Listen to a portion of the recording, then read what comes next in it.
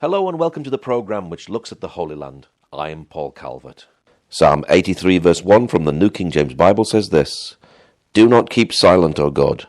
Do not hold your peace, and do not be still, O God. I'm with Hillel Fuld, who is a global speaker. We're speaking about the hostage release, and at the moment there's a small number of hostages being released. How have you felt seeing these hostages released over the last few weeks? Yeah, it's a very complex situation. On the one hand, seeing them reunited with their families has been extremely emotional and very touching, videos to see. But on the other hand, releasing these monsters is a terrible, terrible thing. Now, Israel is releasing Palestinian prisoners. How does that affect you personally? Well, my brother's murderer, terrorist, is being released in this deal. So that's a punch to the gut. Has he already been released? Unclear. I don't have that information. They don't tell you at all whether he's been, Not me. I don't know. I mean, maybe they told other family members. I don't know. I don't know if he's been released. As far as I know, he has not, but he's part of this deal. Right. Tell us a bit about your brother. My brother's name was Ari. He was one above me in the lineup of 5 brothers. And he, fought for Israel his entire life, online, offline. And he was a real warrior. And in his last breath, he saved a woman who his terrorist was chasing after he already stabbed my brother. My brother then was able to chase him down and shoot him, and then my brother died and collapsed. And he saved this woman in his last breath. And of course, this terrorist was arrested and convicted. Correct. And how does it make you feel to think that someone who's murdered my brother is just going to be out on the street in the next few weeks and could do this all over again? Yeah, it's a terrible feeling. But I feel like Israel has to bring its people back. I think that our people need to know that if, God forbid, something like this happens, that we'll pay whatever price we need to pay to bring them back. And so we need to bring them back, and then we have to figure out what we do next. But for now, we got to bring our hostages home. A little bit bittersweet, isn't it? Yeah, definitely. It's definitely both terrible and beautiful at the same time. If you're getting all of these terrorists that are actually being released on the street, is this a time bomb waiting to happen, to explode, releasing prisoners with actually blood on their hand? Are we going to see further terrorist attacks, do you believe? I mean, sadly, that's been the case, historically. I'm sure Israel is taking all the precautions it can, but I don't think anyone has any doubt that these people are going back to terror. Is it a very difficult situation for the government? We want to get the hostages back, and we're paying a very high price as well, aren't we? Terrible price. And I'm just very thankful I'm not in Netanyahu's shoes to have to make such a decision. Do you think the price is too high? And could Netanyahu actually got a better deal? I mean, I think it's pretty clear that with Trump, he would have gotten a better deal. Biden obviously pushed for unfavorable terms of this deal. But again, this was what was on the table, and I don't think Netanyahu had a choice. Do you think ultimately, in the end, we'll actually get all our hostages back? I mean, obviously that's my hope. I pray and hope that that's the case. But, we're dealing with some seriously barbaric, real sick individuals that are heavily indoctrinated to hate, every Jew. And so, I don't know exactly what their incentive would be to give them all back, because that's their only negotiating card. But, I do obviously hope and pray that that is the case. We get them all back. How do you think Trump is doing in all of this? I mean, I think Trump is handling this, with total moral clarity. And it's very refreshing after, dealing with the previous administration that was clearly extremely morally confused at best and morally bankrupt at worst. And so it's, it's refreshing. And Trump is doing the best he can. I think what he's done in just a couple of weeks is infinitely more than Biden did in 4 years. Now, there are problems at the moment with the deal going through. Do you think we'll actually get everything back on schedule by Saturday? I mean, everything's up in the air right now. It's very unclear what will happen, but I think Hamas understands that they're messing with the wrong president. Donald Trump has spoken about his plan for Gaza. Do you actually think this plan for Gaza could actually work? I mean, I think if anybody else would have suggested it, then I would have probably laughed. But Trump has been known to make big declarations, and he usually follows through on those declarations. So, I do think that he's not going to let Hamas get away with this anymore. I think he had enough. No, he sort of said that if the hostages aren't released by Saturday, all hell will break loose. What do you think that means? Can Trump actually physically do something about getting these hostages back? Yeah, I mean, there's a lot that we can do. I think that we can, stop the humanitarian aid, stop the fuel, stop the water, stop the electricity. We could start, taking land from Gaza and start applying Israel sovereignty. And this, there's a lot we can do in terms of leverage that Hamas complies with Trump's ultimatum. But if you stop the water and stop the food, a lot of the world will say, but this is breaking international law. But at the same time, Hamas aren't going to give the Palestinians food. So, it's the innocent people, isn't it, that's going to suffer in the middle of this. Well, if I'm being, totally honest, all indications that we have and all data that we have seems to imply that the general population in Gaza overwhelmingly supports the atrocities of October 7th. And they, did elect Hamas and have not given any indication that they do not support Hamas. So I'm not exactly sure what numbers we're talking about here. The last I saw, 70 to 80% of Gaza supports Hamas and the atrocities. So, we're dealing with a deeply indoctrinated society. And it's important to remember that, while innocent lives being lost is obviously tragic, it's also the nature of war. And Israel did not want this war. And Israel is doing everything it can to minimize civilian death, while Hamas is doing everything to maximize civilian death. So, whether innocent people die or do not die is not, in my opinion, the most honest way to evaluate whether a war is just or not just, because we both know that millions of Germans were killed in World War II and Japanese, and nobody questioned the validity of World War II because the Nazis needed to be defeated.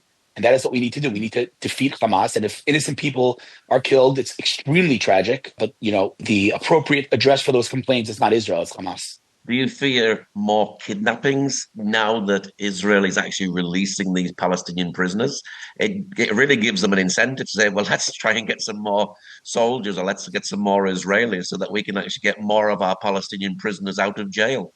We have to be honest here. It's not like, when there's no terrorist attacks or no kidnappings, it's not like they're not trying. They try constantly. So Israel has to do its part to defend its citizens. And, obviously we're taking any precautions that we can, but there's no question that they're going to try. How many security alerts are there every month in Israel? Oh, thousands. Thousands. Yeah. It's endless. It's quite literally endless. It's a big praise to the security forces, isn't it? The fact that, we don't continue seeing like bomb attacks and attacks and things on the streets all the time. Yes, they're still there, but, it is a real great testimony to the security forces, isn't it? Yeah, I think that, we're constantly seizing, weapons and finding, drones coming from all directions to try to bring arms and weapons to the Palestinians, both in Gaza and Judea and Samaria. And Israel has to be on alert 24/7 because, if we put down our guard, that's when October 7th happens. How have you felt about the response from the rest of the world? I think that on October 7th, I felt pretty optimistic that the world would support Israel. And that obviously was not the case for more than about 24 hours. So it's on the one hand, terribly tragic and devastating that the world can't differentiate between Hamas and Israel. On the other hand, it's no surprise. And anybody who knows history and knows, the history of the Jewish people and the lack of support that it receives from foreign governments throughout our history, should not be surprised by this. Does it shock you the way that things suddenly turned after October the 7th? It doesn't shock me because, again, I know history, and this is what happens time and time again. It upsets me, and it upsets me that this happened in my lifetime, but it doesn't shock me because this is what I expected to happen.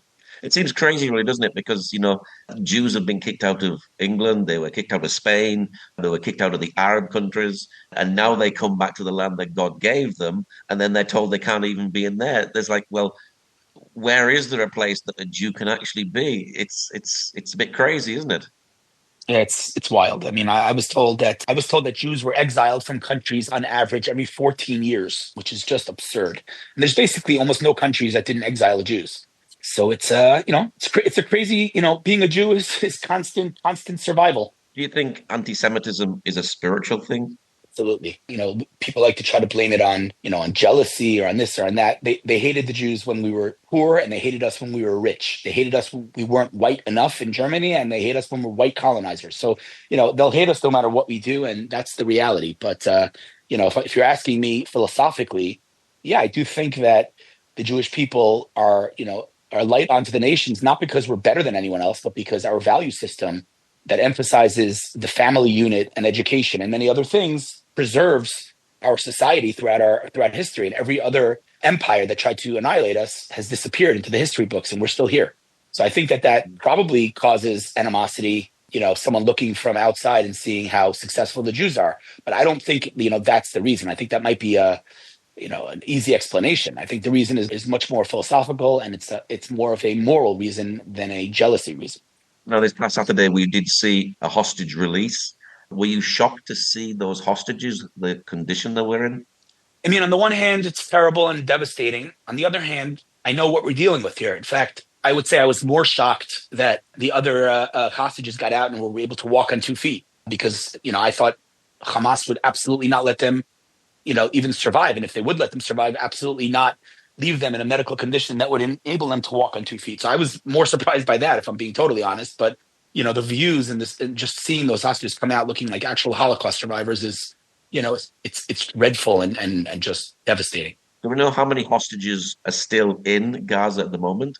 No, I don't know. I don't know the number offhand, but the big question is, everyone's obviously very concerned with the Bibas family, which I'm not too optimistic about. And nobody knows what will happen, but there's a lot of people left in there that we got to get out. Is there a lot of prayer going out for the Bibas family? Yeah, I mean, everyone is constantly thinking about them and their and their well-being. It's very, very sad, isn't it? Terrible. What is your prayer for Israel at this time as they move forward?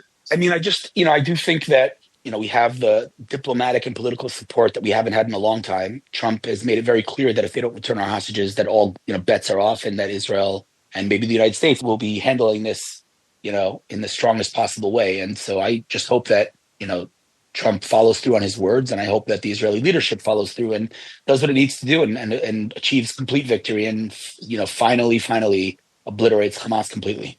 So once Israel's got these hostages back, or the percentage of what they can get back, should Israel be then going back into Gaza and absolutely destroying Hamas and all that infrastructure that's there? Oh, 100%. I think Israel has very clear objectives. The objectives are to return the hostages and to eliminate Hamas and make sure that they are no longer a threat on Israel's borders. And so, until we achieve both those objectives, the war won't end. I think Donald Trump, actually, with his plans, if he wants to take over Gaza, he's going to have to deal with Hamas, isn't he? Yeah, the big question is what level of involvement the U.S. is going to take in this. But he's been very clear that he's going to get involved in Gaza in terms of rebuilding it, in terms of, denazifying it from the heavy indoctrination of the Palestinian people. Do you think many Palestinians will actually leave the Gaza Strip?